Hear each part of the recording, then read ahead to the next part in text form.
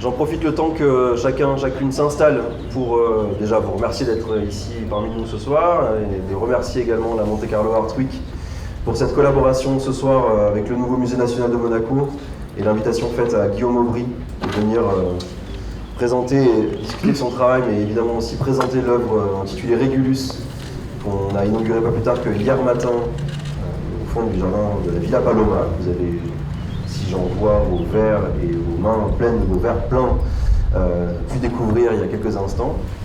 Vous indiquez également que jusqu'à 21h, l'exposition Michael Barcelo, océanographe, vous est offerte et je vous invite à la découvrir si ce n'est pas déjà fait. Qu'à 19h30, à la suite de cette discussion, on vous proposera de déguster un cocktail intitulé Hollywood, issu de Sunset Cocktails de Guillaume Aubry et de Sterling Dickinson. Ça va shaker. Et par la suite, à 21h, la projection de Sunset Boulevard, la projection performée par Guillaume Aubry de Sunset Boulevard, de Billy Wilder, un film de 1950 qui, et vous l'aurez compris, puisque c'est le thème de cette soirée de coucher de soleil, finit de boucler cette boucle infinie, puisqu'on n'a pas envie de la finir avec toi, Guillaume, on a envie de continuer d'en discuter encore et encore, et c'est ce qu'on va faire là tout de suite. Je m'assois et on continue, on enchaîne ensemble. Donc Guillaume, tu es artiste, tu es architecte, diplômé par le gouvernement, comme on dit, DPLG. Tu as une pratique artistique depuis ton diplôme aux Beaux-Arts de Paris et ton doctorat, ta thèse de doctorat que tu as soutenue il y a 2 ans maintenant, un peu moins peut-être, qui poursuivait ton travail de recherche autour de l'expérience esthétique à la fois collective et intime, comme tu le dis très bien, du coucher de soleil. Alors, on a tout ce rapport évidemment à ce qui est en train d'arriver sous nos yeux ébahis à chaque fois, ce plaisir renouvelé. Et voilà, tu l'as théorisé à travers un travail d'artistes, chercheurs. Ce sont des nouveaux dispositifs qui ont été créés il y a quelques années qui permettent à des artistes de devenir docteurs. Dans ce cadre, nous t'avons invité il y a 3 ans maintenant à réaliser une résidence en milieu scolaire. Ça fait depuis 2019 que nous invitons au nouveau Musée national de Monaco, avec le soutien du gouvernement princier, dans le cadre des ateliers d'artistes du quai Antoine Ier, d'inviter des artistes à venir travailler et à présenter leur travail d'artistes qui sont axés sur leur collection. On avait invité Oriol Villanova par le passé, qui travaillait autour des collections de cartes postales. Et te concernant, c'était évidemment ce travail autour des couchers de soleil qui nous intéressait, de venir présenter aux élèves de collège de la Principauté, donc pour les 2 établissements du collège FANB et de Charles III, de voir comment, et tu nous en parleras tout à l'heure, on pouvait mettre ça, leur collection, leur propre collection aussi, en perspective avec le travail d'un artiste et la démarche d'un musée, en l'occurrence le nouveau Musée national de Monaco.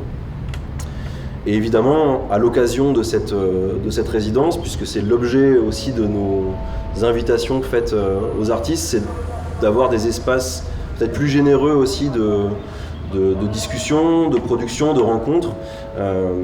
On a rapidement envisagé de t'inviter à réfléchir à un aménagement, à une architecture et une sculpture dans le fond du jardin de la Villa Paloma. À l'époque, on venait assez fraîchement de déconstruire, vous me permettez l'euphémisme, l'œuvre de Jean-Pascal Flavien, qui avait été installé là durant 5 années. Voilà, le fond du jardin était inusité et on avait envie, depuis quelque temps déjà, d'avoir un espace de convivialité qui soit à la fois un espace architecturé, donc pensé vraiment avec une fonction, mais aussi le fait d'un artiste. Donc évidemment, notre choix et notre proposition s'est portée vers toi. Est-ce que tu peux, dans un premier temps, peut-être nous parler de ton travail en tant qu'architecte, parce que c'est un travail aussi collectif, c'est une agence qui s'appelle Frix. Alors ça souffle un peu, donc je vais te parler, mais en te regardant comme ça, peut-être. Et toi aussi. Et voilà, de présenter à la fois cette double démarche d'artiste et d'architecte. Bonjour à toutes et tous, merci d'être là ce soir. Merci beaucoup pour cette invitation. C'est un lieu que je commence à bien connaître maintenant. J'ai l'impression d'être venu pas mal de fois ici. Donc pour reprendre l'histoire depuis le début, effectivement, moi je suis architecte de formation. J'ai étudié l'architecture d'abord à Lille, puis à Paris, à l'école d'architecture de Paris-La Villette, en faisant un passage pour mon master à l'université de Tokyo, au Japon, avec ma très bonne amie Stéphanie qui est ici présente.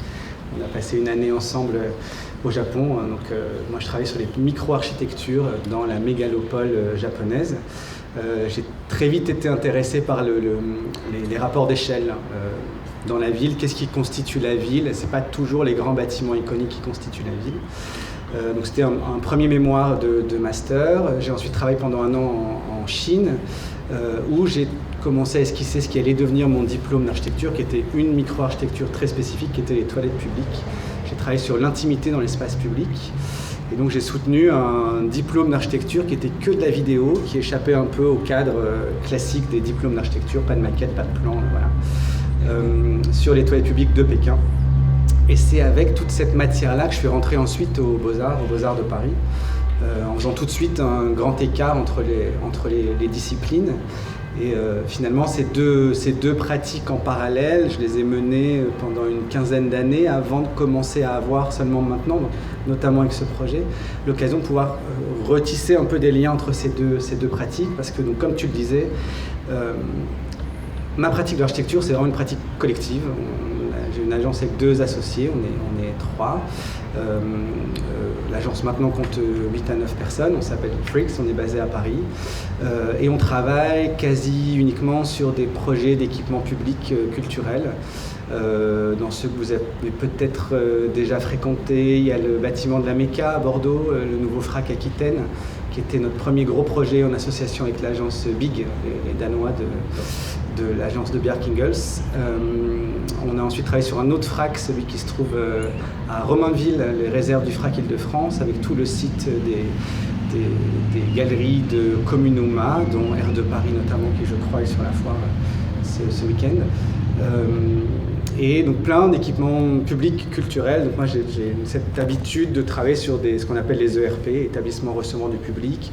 Comment est-ce qu'on met aux normes, sécurité incendie, accessibilité handicapée, une ancienne usine très belle, et comment est-ce qu'on en fait un centre d'art. Voilà, c'est ma pratique de l'architecture au quotidien, puisque finalement on me demande souvent comment mon temps s'organise dans la semaine. Je suis à l'agence 9h30, 18h30 tous les jours, j'ai des horaires de bureau. L'architecture, c'est un temps très long, chaque projet met 6, 7, 8 ans à sortir de terre. Vous allez bientôt rentrer dans le process de la rénovation de la villa Saubert. Et vous partez dans une histoire longue. Les projets sont toujours des histoires longues avec des péripéties, des surprises, pas toujours bonnes, mais ça fait partie du process. Et donc en parallèle de tout ça, rentrer aux Beaux-Arts pour moi, ça m'a donc déjà permis de compenser une espèce de manque de pratique plastique. Clairement, j'ai adoré les études d'architecture, j'adore mon métier d'architecte, mais j'avais besoin d'avoir un peu les mains dans le cambouis, plus. Et ça m'a permis aussi donc de développer une vraie recherche théorique, qui donc a abouti à cette thèse il y a 2 ans que j'ai soutenue au FRAC Normandie-Caen sur les couchers de soleil. Donc si j'en dis quelques mots de cette thèse, c'est un peu une thèse qui part d'un sujet qui n'est pas problématique, ce qui n'est donc pas le cas classique des thèses. Il n'y a aucun enjeu, les couchers de soleil sont beaux pour tout le monde. Personne ici, sauf lever la main, mais je n'ai jamais rencontré personne qui me dit ne pas aimer les couchers de soleil, à part Björn, mais il a l'esprit de contradiction. Donc il n'y a pas de problème intrinsèque au coucher de soleil, sauf que il y a des couchers de soleil dans toute l'histoire de l'art et l'histoire de l'architecture. Moi j'avais fait une résidence à la Villa Médicis aussi, où j'avais travaillé sur la Domus Aurea, la maison que Néron s'est construite après le grand feu de Rome, en haut d'une tour de laquelle il y avait une salle à manger qui tournait sur elle-même pendant 24 heures et qui suivait la course du soleil. Donc voilà, ce rapport à la course du soleil est intrinsèquement lié à nos vies quotidiennes, mais au temps long aussi dans lequel on s'engage. L'histoire de l'art et l'histoire de l'architecture s'engagent. Par contre, il y a absolument, mais modestement, je pense que j'ai un petit peu rétabli l'équilibre, il n'y avait aucun texte critique sur les couchers de soleil, ni dans la philosophie antique de Plotin, de Platon, rien chez Aristote, plus tard rien chez Descartes, rien chez Heidegger, rien chez Hegel. À chaque fois que l'idée du coucher de soleil arrive dans le texte, c'est gentiment évité, comme si c'était embarrassant, trop kitsch, trop romantique, trop facile, trop évident. Et donc, le début de ma thèse, c'était vraiment ça. Pourquoi est-ce que c'est un sujet qui est à ce point utilisé, épuisé, essoré par la création artistique, sans qu'on ait l'impression que ce soit jamais terminé. Moi, je travaille là-dessus, Olafur Eliasson travaille là-dessus, Anne-Veronica Janssen travaille dessus, il y a plein d'artistes qui continuent à travailler sur les couchers de soleil. Et pourquoi et comment c'est à ce point absent de la pensée critique. Et donc cette thèse, c'est une thèse qui tourne un peu en boucle, mais j'aime bien les boucles, et qui, à la fin, finalement, dans la conclusion, démontre que finalement, ça valait peut-être la peine d'en faire une thèse. Voilà, c'est quelque chose qui est un peu presque de la pataphysique, comme ça.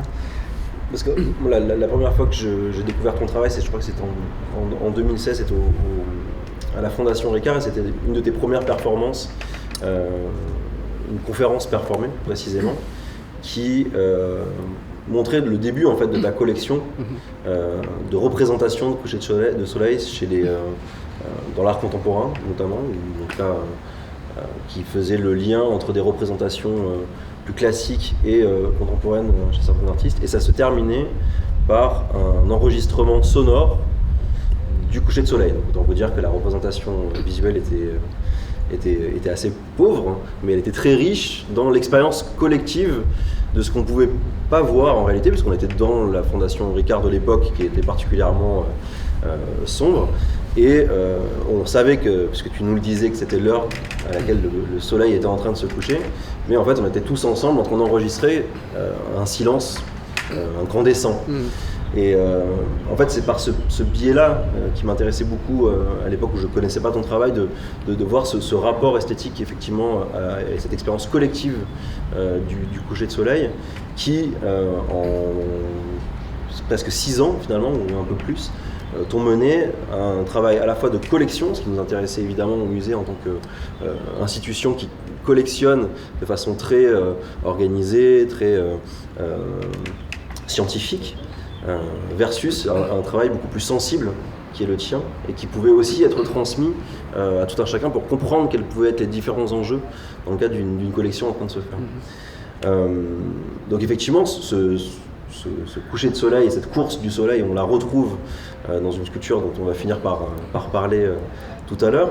Mais peut-être pour revenir à ton travail aussi d'architecte et de scénographie aussi, vous faites un travail avec Fricks qui concerne la scénographie. Peut-être qu'on peut aborder rapidement ce sujet-là et voir aussi comment peut-être parfois ça vient toucher des questions de muséographie, puisque vous travaillez aussi avec des établissements recevant du public qui ont une vocation scientifique et culturelle. Oui, la scénographie, c'est alors on n'est pas forcément allé chercher ces projets, mais en tant qu'architecte, on peut être parfois amené à signer des scénographies d'exposition. On en fait 1 à 2 par an. On a travaillé avec des grosses institutions, le Musée des Arts Décoratifs de Paris, le MUSEM, la Cité des Sciences et de l'Industrie, la Philharmonie de Paris. On a fait une exposition assez importante il y a 2 ans au Louvre Abu Dhabi avec France Muséum sur les 3 grandes religions monothéistes, puisqu'ils étaient en train d'inaugurer ce projet de David Adjaye qui est la maison abrahamique, donc les 3 religions abrahamiques, avec une collection de la BNF, des premiers ouvrages, des premiers écrits de ces 3 religions monothéistes, qui avaient tout un lien avec le désert et la question de la traversée du désert, la rencontre du divin, de l'unicité, de l'homme seul dans son environnement.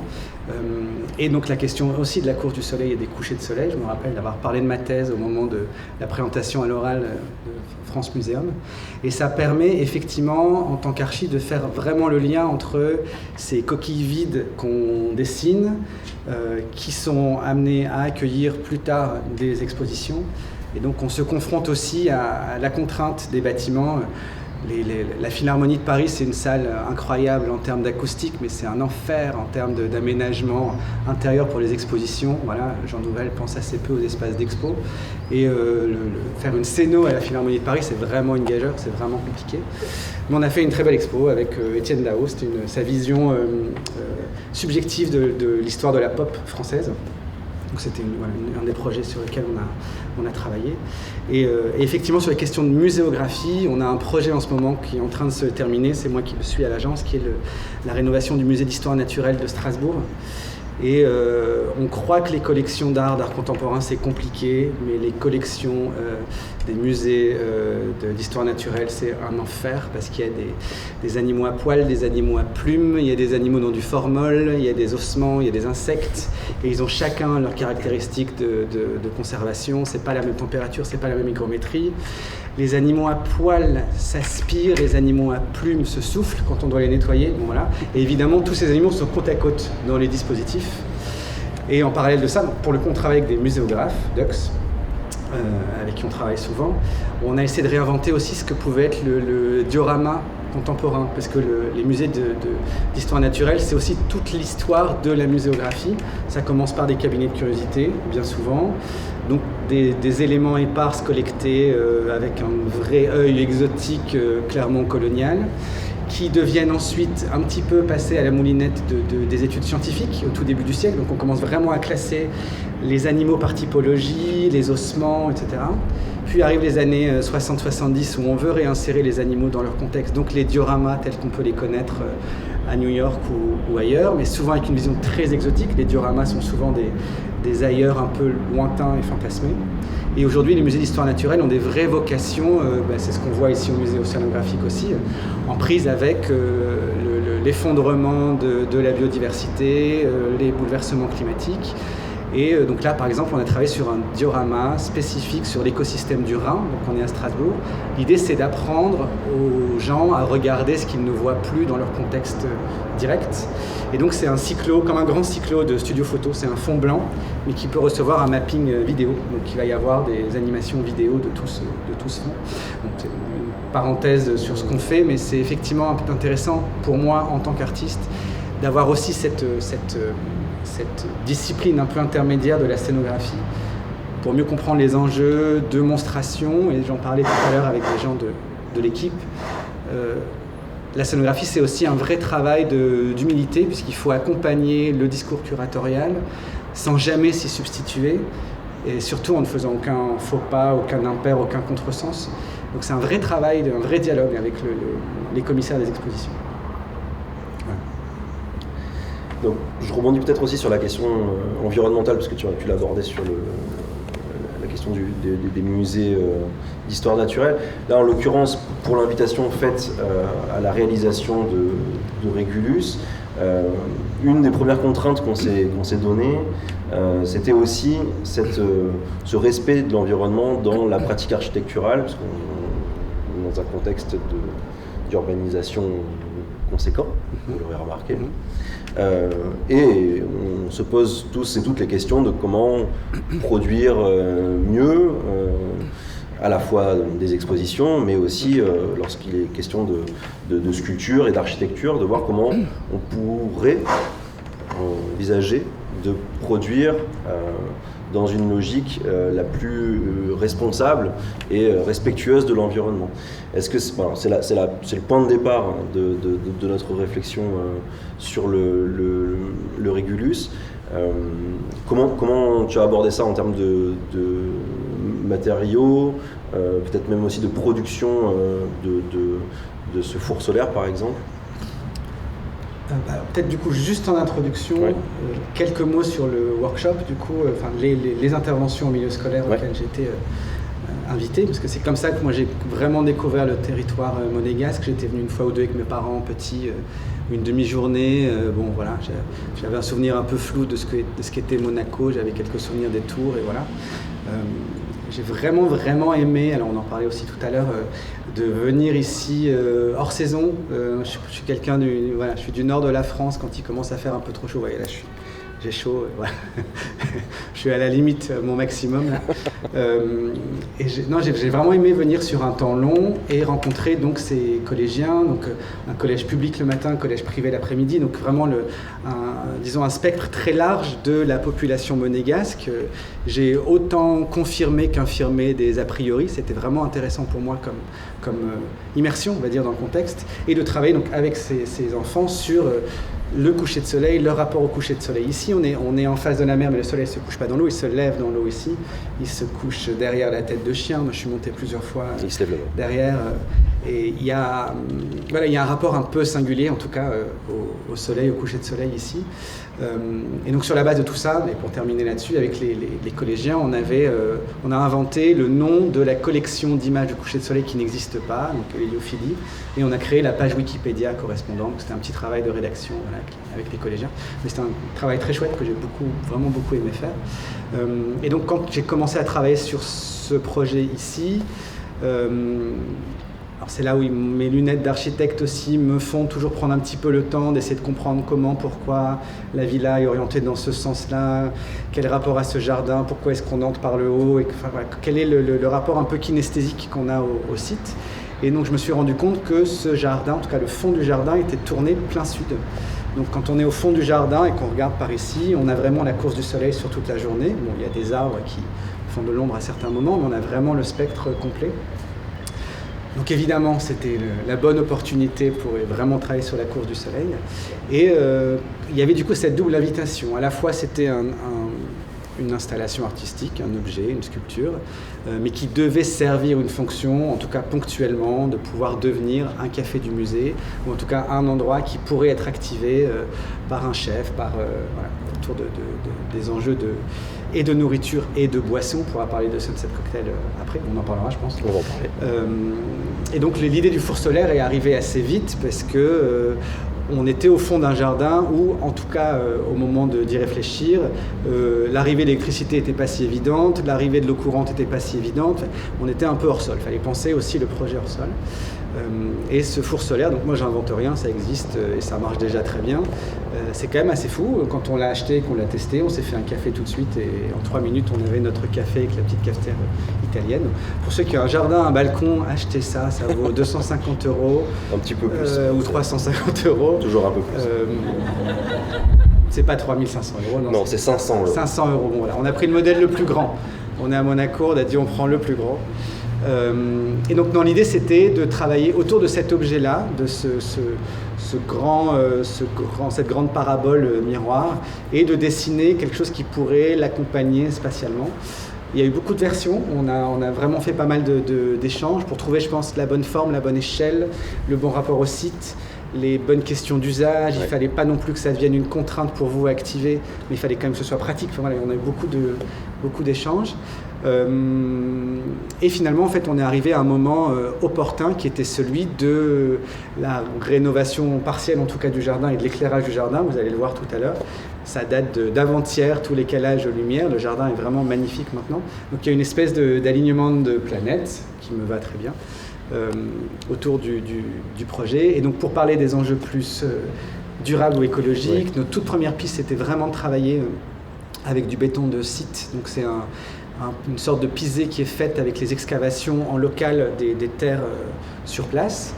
Et c'est là où Monaco est un territoire intéressant, c'est que oui, c'est un territoire qui est extrêmement bétonisé, et en même temps, alors c'est certainement dû à l'intérêt qu'a le prince pour les enjeux écologiques aussi, mais il y a une vraie conscience de l'impact de ces constructions sur l'environnement, et il y a toujours une espèce, en tout cas maintenant sur les nouveaux projets, une vraie balance qui est demandée aux concepteurs, aux constructeurs.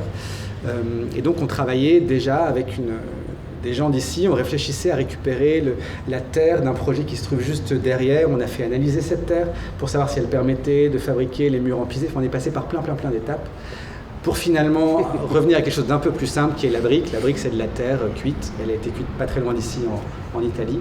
Donc c'est finalement une structure en brique qui a été dessinée. Et donc le four permet de chauffer sur la journée complète quand on n'est pas dans l'ombre des arbres. Chauffer, réchauffer, cuire, voilà. Donc c'est la contrainte qui sera donnée pour toutes les activations dont tu parleras peut-être après. C'est pas obligatoire, il y a l'électricité aussi. Et ce soir, il y a des choses à manger qui sont faites sur la plancha et c'est très bien comme ça. Mais en tout cas, c'est pour moi la première fois, je reviens à ce que je disais tout au début, que j'ai vraiment l'occasion de pouvoir dessiner quelque chose qui n'est ni tout à fait de l'architecture, ni tout à fait une installation, mais peut-être les deux en même temps. Et qui, en tout cas, j'espère, va permettre au musée, aux équipes du musée, de déployer, développer d'autres typologies de rapport au site. Je sais qu'il y a des workshops qui sont prévus bientôt avec les collégiens, par exemple. Voilà. J'aime beaucoup cette idée d'avoir contribué humblement à ajouter à tout ce que vous avez déjà entre Sauber et Paloma un nouveau lieu, une nouvelle destination. C'était vraiment, on te remercie pour cette réflexion et l'œuvre que tu as fini par réaliser avec nous, parce qu'effectivement c'était un constat évident pour nous. La convivialité, c'est vraiment quelque chose qui est important dans un musée. C'était un non-lieu pendant trop longtemps, et il y avait une urgence dans une certaine mesure aussi à avoir un espace dans lequel on pourrait être. Finalement, on est souvent dehors dans cette région-là. Bon, là, l'été a commencé il y a 3 jours, hein, mais le reste du temps, on est quand même... Plaignez-vous, dans le nord de la France, oui, désolé, l'été n'a pardon, jamais commencé. Voilà, mais bon, il pleut ici aussi parfois, et c'est un peu sableux en plus ces derniers temps. Voilà. Néanmoins, voilà, on est souvent dehors. Nous-mêmes, on vient manger ici le midi. Il y a des gens encore ce midi qui sont venus manger, qui n'étaient jamais venus au musée, mais qui profitent évidemment de la vue qui reste évidemment magnifique. Mais on en parle aussi à travers l'exposition de Michael Barcelo, et qui convoque et qui présente cette commensalité qui est présente dans son œuvre. Il y a une table qui est dressée avec une nappe qui est brodée et des céramiques dont on retrouve une occurrence ici, et qui présente ce rapport à la nourriture, en fait, de pouvoir se mettre ensemble à table et de discuter. C'est finalement la base de ce qu'on est en train de faire ici ensemble, et qui fait probablement la sève aussi d'un musée public, je le crois. Et je pense que c'est ça qu'on a réussi aussi à produire, au-delà des considérations sculpturales, architecturales, évidemment, qui nous intéressent dans un premier temps. Ce qui va advenir de cette sculpture que tu nous offres nous permet maintenant d'accueillir la semaine prochaine F. Petruski, qui va venir effectivement la travailler avec des enfants, et qui vont produire avec le four solaire et avec les fleurs qui sont dans ce jardin des œuvres et des productions collectives. C'est ça qui est intéressant et important pour nous de poursuivre avec cette sculpture. C'est que c'est pas un aboutissement en réalité. Là ce soir, ce qu'on vous présente, c'est jamais que le début en fait de cette œuvre-là. Et ça, c'est vraiment ça qui nous intéressait de faire avec toi, parce que c'est ce qu'il y a dans ta pratique aussi. Je l'abordais dans la question architecturale, c'est une pratique collective aussi. Tu n'es pas un architecte des PLG seul, tu es des PLG avec 2 autres associés, vous travaillez sur différents dossiers. Tu as une activité solo d'artiste, mais toute ta pratique est finalement orientée vers le collectif, me semble-t-il. Et c'est ça qui nous intéresse. L'occasion peut-être aussi de parler de tes productions en cours ou à venir, toujours liées à ces questions alors, plus seulement du coucher de soleil maintenant, des astres de façon un peu plus générale. Ouais. Quand le jour où on finit sa thèse, on nous dit c'est bon, vous êtes docteur, on a juste envie de passer à autre chose. Mais bon, je suis rattrapé par des projets un peu anciens quand même, qui sont seulement en train d'aboutir là. Ouais. Non, c'était un mois de juin un peu dense pour moi, parce que je ne l'avais pas choisi forcément, mais il y a eu 3 projets, donc c'est le dernier là ce soir que j'inaugure. Mais j'étais la semaine dernière à la Villa Noailles, à Hyères, où j'ai gagné donc il y a 1 an et demi la commande publique pour célébrer le centenaire de la commande de la Villa Noailles, donc des Noailles à Mallet Stevens. Et donc c'est aussi un travail sur la course du soleil. C'est 12 disques de laiton qui font un 5 milliardième de soleil, j'aime bien les chiffres, donc 28 cm. Et ces 12 disques de laiton sont positionnés en arc sur la façade de la Villa Noailles. Donc quand vous voyez la Villa Noailles de loin, vous avez cet arc qui est recomposé, mais quand vous vous baladez, c'est à plusieurs endroits de la Villa Noailles. Et chacun de ces disques est monté sur une rotule et articulé de sorte à ce qu'ils reflètent chaque heure, le jour du solstice d'hiver, le 21 décembre, la lumière du soleil. Donc ça marche comme une espèce de grand cadran solaire qui, à la fois, est très présent quand on le voit de loin et qu'on le considère comme une installation d'ensemble, et qui, quand on se balade dans la Villa Noailles, disparaît complètement. Ce qui me semblait être la bonne réponse, puisque c'est un endroit où il se passe beaucoup de choses tout le temps. C'est un endroit qui est en suractivité permanente. Donc il ne fallait surtout pas que cette œuvre, à mon sens, prenne une place un peu dédiée dans le paysage. Donc je suis très content d'avoir inauguré ça la semaine dernière. Et il y a 2 semaines, c'était l'aboutissement d'un projet que j'avais remporté à l'occasion de l'appel à candidature de Monde Nouveau. Je ne sais pas si certains d'entre vous connaissent ce dispositif, qui est un dispositif qui était lancé dans le cadre du plan de relance post-Covid où plusieurs millions d'euros ont été débloqués pour la culture. Il s'agissait de chevaucher le tigre. Exactement, il fallait chevaucher le tigre à l'époque. Donc je me suis dit chevauchons le tigre en Normandie. Moi, du coup, n'aimant pas trop la chaleur, ma petite maison à moi de week-end, elle est en Normandie. J'ai un cabanon de 12 mètres carrés. La petite maison, qu'on vous invite à découvrir sur le site internet de l'artiste. Qui se trouve sur un rocher sur la plage, plein ouest, où le soleil se couche dans l'eau. C'est West Coast, c'est Hollywood. Et donc j'ai fait une installation flottante, une sculpture qui est une espèce d'agora, qui a à peu près la même échelle que Régulus pour le coup, ça fait 10 mètres de diamètre, donc une installation flottante. Sur laquelle j'ai invité un commissaire d'exposition, Thomas Havé, qui lui-même a invité 7 artistes. Donc c'était une exposition collective qu'on pouvait voir à marée basse à pied, à marée haute en nageant. L'eau est à 14 degrés. Mais les Normands se baignent même au premier de l'an. Moi je le fais, je fais le bain du premier de l'an. Et donc ça s'appelle Theatrum Mundi et ça renvoyait, donc c'est là où j'élargis un peu mon spectre maintenant de recherche. Theatrum Mundi, c'est une locution antique qui veut que le monde entier soit un théâtre dont nous sommes juste les comédiens de passage, et la voûte céleste, le grand décor immuable. Et moi j'ai beaucoup travaillé sur, je travaille de plus en plus, disons maintenant, sur les météores au sens général. Ce qu'on appelle les météores, c'est vraiment les accidents esthétiques du ciel. Un coucher de soleil est un météore, mais une comète est un météore, un éclair est un météore, un arc-en-ciel est un météore. J'ai fait une conférence performance à la Fondation Cartier en janvier, qui s'appelait Deus Ex Machina, où j'ai refabriqué des machines qui servaient dans le théâtre antique à fabriquer des faux éclairs, des faux orages, le vent, la pluie, la grêle, qui servaient à chaque fois à faire entrer le divin dans la narration. D'où l'expression Deus Ex Machina. Aussi, alors il n'y avait pas de fumée, par contre j'ai fait ici exactement il y a 2 ans je crois une performance qui s'appelait Les Météores, où je lisais des textes de Platon à que sais-je, donc un spectre très large, qui tente d'expliquer pourquoi et comment la grêle se forme, l'arc-en-ciel se forme, la pluie se forme, etc. Et je manipulais des outils de notre quotidien, donc c'est la petite lampe arc-en-ciel, la veilleuse pour enfants, la lampe lave des années 70 qu'on a tous eu un moment sur la table de chevet, l'étoile filante qu'on met en haut du sapin, voilà, c'était vraiment un projet Le Bon Coin. Mais j'aime aussi beaucoup, c'est tout ce qui m'intéresse dans ce sujet, et dans la conférence performance en général, c'est que j'ai l'impression de pouvoir tenir un discours un peu érudit, d'avoir des choses pertinentes à raconter, tout en manipulant des choses qui sont extrêmement banales et extrêmement quotidiennes, qui nous entourent et qu'on ne regarde plus tellement. Elles sont et tu fais ça très bien. Et je fais ça très bien. Et juste la machine à fumer, effectivement, bon, ça a fait débarquer les pompiers il y a 2 ans. Ce sont les aléas de la performance. Voilà, on ne maîtrise pas toujours tout. Une jolie fin de. On est toujours heureux de t'accueillir en tout cas. Ce soir, pas de fumée, Guillaume. Björn m'en a pas tenu rigueur et je le Non, regarde, il en profite pour lui-même fumer actuellement.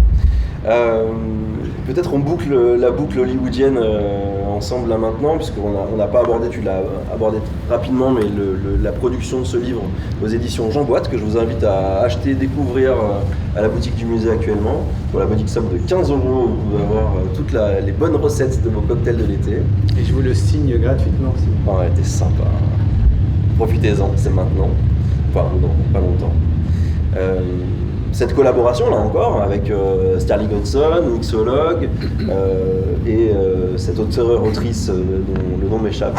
Ryoko Sekiguchi. Merci beaucoup, effectivement, c'est pas facile à dire. C'est une production collective avec un prix tout à fait abordable de transmettre à la fois une autre façon d'expérimenter, de faire l'expérience de ce coucher de soleil. On nous en parle un instant. Du coup, tu en as parlé un petit peu tout à l'heure. De travailler sur l'iconographie des couchers de soleil fait que très vite je me suis rendu compte que j'avais pas besoin moi-même de produire de nouvelles images de couchers de soleil puisqu'on en est entouré, puisqu'il y en a plein. Google Images, c'est l'occurrence la plus recherchée, la plus partagée. On en a sur notre téléphone, nos fonds d'écran, nos fonds d'ordinateur, les posters dans les toilettes. Voilà, c'est une espèce de surabondance du motif. Et du coup, j'ai essayé d'épuiser le sujet autrement que par l'image. Donc j'ai effectivement fait des enregistrements sonores de coucher de soleil, ce qui marche très bien. C'est comme quand on lance un micro, tout le monde se tait. Quand on lance une caméra, les gens arrêtent de bouger. Donc quand je dis, voilà, le soleil se couche, je lance le micro. Et on passe comme ça collectivement 2-3 minutes à écouter un soleil en train de se coucher. Ça nous rend attentifs à ce qui est en train de se passer. Il y a toujours un oiseau qui passe, une moto, un truc. Bon, voilà. Donc les enregistrements en eux-mêmes n'ont pas d'intérêt. J'ai une archive de ces enregistrements, mais ça crée vraiment des moments de présence collective. C'est ça l'important. Et donc j'en fais souvent des photos. En fait, j'ai une archive photographique aussi de ça. J'ai enregistré la course du soleil sur un disque de cire avec l'ombre portée d'un bâton pour en tirer une pièce en bronze dans le cadre du prix Maïf. Donc de faire une sculpture de la course du soleil. Voilà, j'ai essayé un petit peu d'épuiser ce sujet. Et donc à un moment, je me suis dit, mais est-ce qu'il n'y a pas un goût? Est-ce que le coucher de soleil ne peut pas être mangé, absorbé? Et donc est arrivée cette question, cet enjeu, cette chose qui existe déjà en fait. Alors c'est souvent des sunrise, des cocktails liés au lever de soleil, mais qui sont liés en fait uniquement au lieu où on les boit, qui sont les bords de mer, la plage. Et donc j'ai rencontré Sterling Hudson, qui est mixologue de son métier, donc comme un chef, il crée des recettes de cocktails. Et tout de suite, notre discussion, ça a été, en fait, on peut faire autrement que juste du jus d'ananas avec de la grenadine et de la mauvaise vodka. Et donc on a fait un premier cocktail ensemble pendant le confinement. On était confinés ensemble. Alors pendant le confinement, les gens ont fait leur pain, ont fait leurs pâtes. Nous, on a fait des cocktails. Et donc le jour de l'équinoxe, le 21 mars, on a fait ce premier cocktail qui est la couverture du livre, qui était un jus de poivron jaune avec du gin, ça marche très bien, avec un sirop de Campari fumé au romarin. Les recettes sont toujours un peu élaborées, ça demande un peu de matériel, un peu de temps. Et du coup, ça recrée le dégradé vraiment attendu du coucher de soleil, mais avec forcément un goût et une odeur très différentes. Et on a du coup été approché par Jean Boite, édition avec qui j'avais déjà travaillé, JBE Books avant, pour faire vraiment un livre dédié de recettes de cocktails. Donc c'est 12 recettes de cocktails, 12 dégradés de couleurs à boire qui vont donc de ce cocktail très attendu du jaune au rouge à des choses beaucoup plus spécifiques et exigeantes. Le dernier cocktail, c'est un cocktail tout noir qui s'appelle le Grand Soir, avec de la vodka infusée au charbon, de la salicorne et de l'encre de sèche. Et puis au milieu de ça, il y a le rayon vert qu'on avait servi ici à l'occasion d'un événement, donc du champagne avec de l'absinthe. Donc si vous en buvez 2 ou 3, vous voyez le rayon vert vraiment facilement. Un peu suffire. Et du coup pour ce soir, puisque ça faisait sens avec Sunset Boulevard de Billy Wilder, je vais vous faire, si je me rappelle de la recette, le cocktail qui s'appelle Hollywood, dont je ne vous donne pas la composition, vous essayez de chercher, il y a pas mal de choses dedans. C'est un cocktail un peu costaud, il est petit mais costaud. Et il est normalement servi, alors c'est pas le cas ce soir parce que c'est toujours compliqué d'avoir la verrie adéquate, mais dans un verre qu'on appelle Nick and Nora.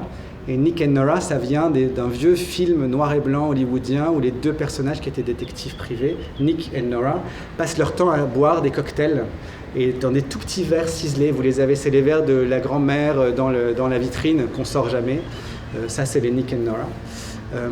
Et juste pour terminer sur Sunset Boulevard, donc, on le sait sans le savoir, mais c'est la route historique qui serpente des collines d'Hollywood jusqu'à la ville historique de Los Angeles, d'où on pouvait voir le soleil se coucher dans l'eau. Et donc dans le film, la maison de l'actrice, donc du personnage principal du film, se trouve à un moment dans une encablure, dans un des virages du Sunset Boulevard. Donc ça faisait sens, je trouve, de proposer ce cocktail ce soir. Qu'on vous propose de découvrir et de déguster contre un petit peu d'argent, mais c'est le principe et l'économie de ce beau projet dans quelques instants. Aussi vous dire que la projection du film Sunset Boulevard sera performée parce qu'on fait rien simplement ensemble. Finalement, on aime bien rajouter un petit peu des contraintes. Je ne sais pas si ça va faire venir les pompiers cette fois-ci. Ça devrait je vais essayer. Ne pas. On devrait s'en sortir. Donc la roue, le disque que vous voyez face au vidéoprojecteur et donc dos à vous sera l'instrument de la performance de la projection que vous allez pouvoir découvrir lorsque le soleil se sera couché et qu'il fera suffisamment sombre pour pouvoir profiter. D'ici là, je vous invite à découvrir avec nous ensemble et d'en discuter de façon plus informelle le Régulus, donc la sculpture de Guillaume Aubry autour d'un coucher de soleil à boire intitulé Hollywood. Merci Guillaume pour tout ce temps qu'on a passé ensemble et qu'on va continuer de passer parce que tu es chez toi maintenant ici. Voilà, tu n'as pas les clés du Régulus parce que c'est ouvert justement, mais tu es toujours le bienvenu et encore merci pour ce travail qu'on a pu mener ensemble. Je pense pouvoir me joindre à toute l'équipe du nouveau Musée national de Monaco pour te confirmer que ça a été, et c'est toujours un plaisir de travailler avec toi. Je vous invite à découvrir ce personnage parce que c'est quelqu'un qui Merci beaucoup pour nous. Merci beaucoup Guillaume. Merci.